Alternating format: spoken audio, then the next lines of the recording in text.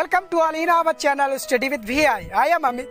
सो dear friend, आज के इस एपिसोड में बात करेंगे फंडामेंटल ड्यूटीज के बारे में। भारतीय नागरिकों की फंडामेंटल ड्यूटीज अर्थात मौलिक कर्तव्य क्या है, मौलिक कर्तव्य क्या है या मूल कर्तव्य क्या है।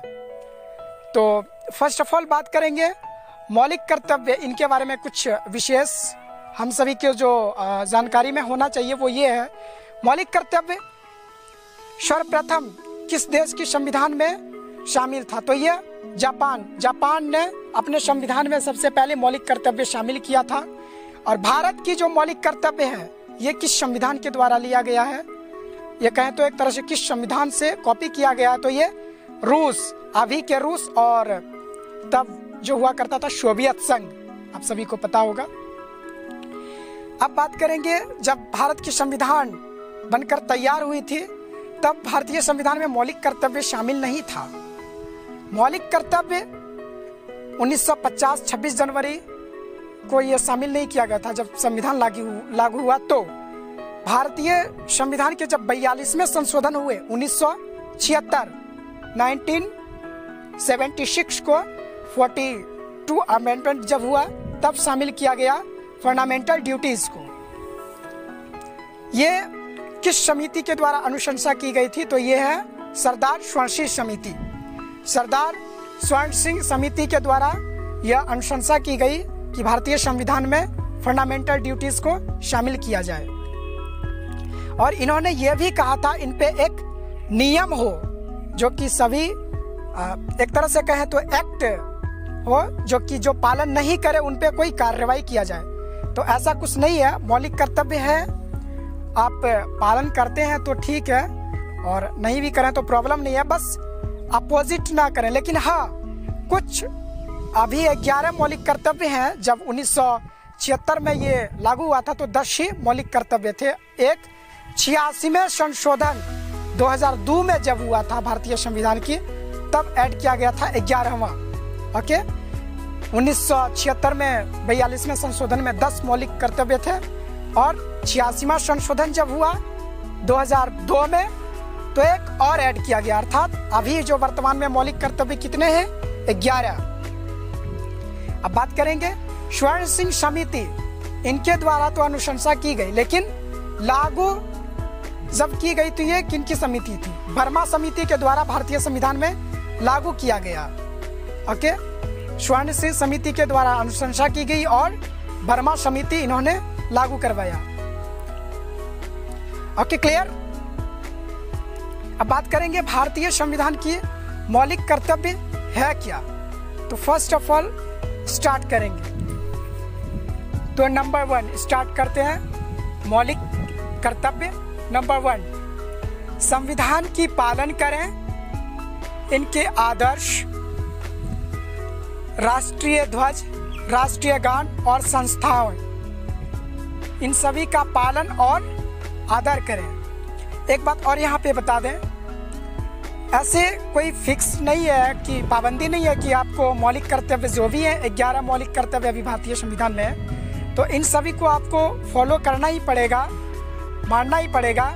लेकिन कुछ मौलिक कर्तव्य ऐसे भी हैं, जैसे 4 हैं 11 में से, जिन्हें आपको मानना ही पड़ेगा।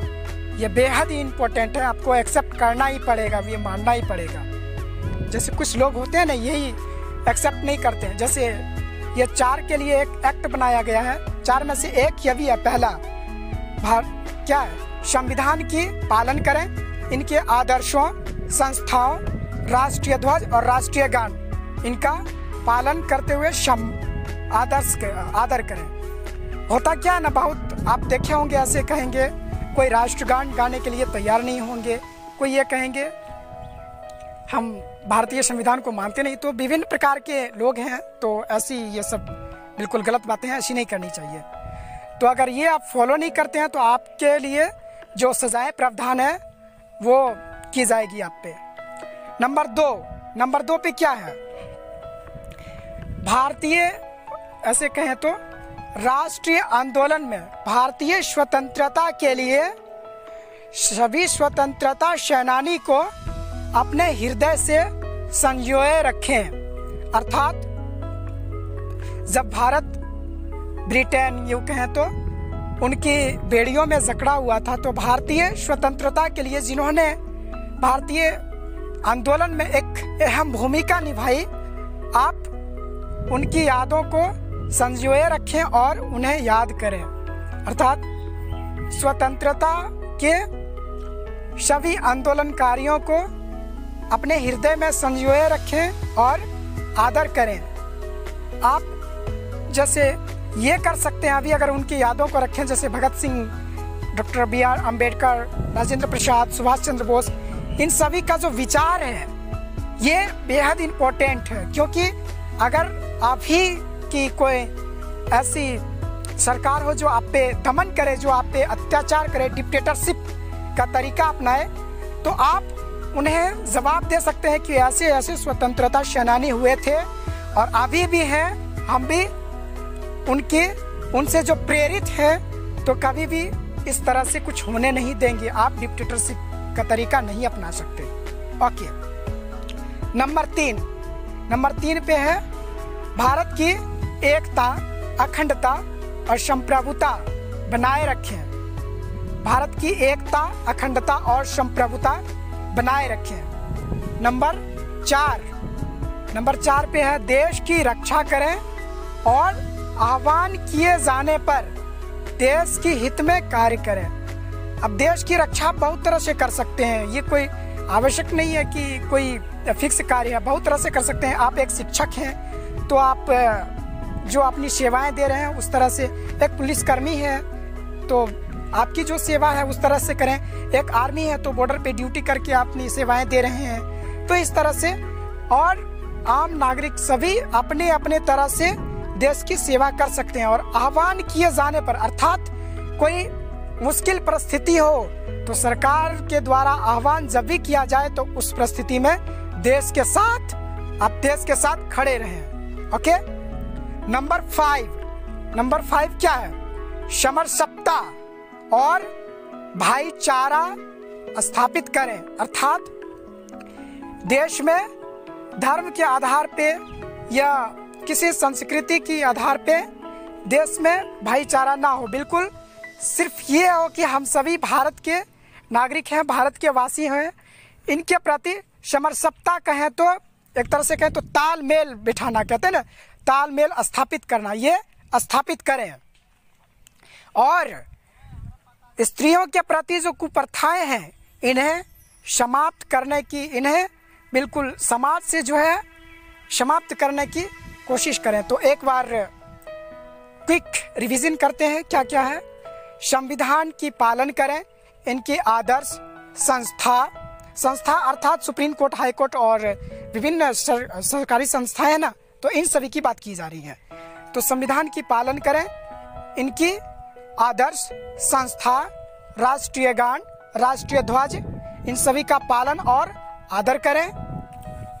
नंबर 2, राष्ट्रीय आंदोलन के सभी स्वतंत्रता सेनानियों को अपने यादों में संजोए रखें और आदर करें। नंबर 3,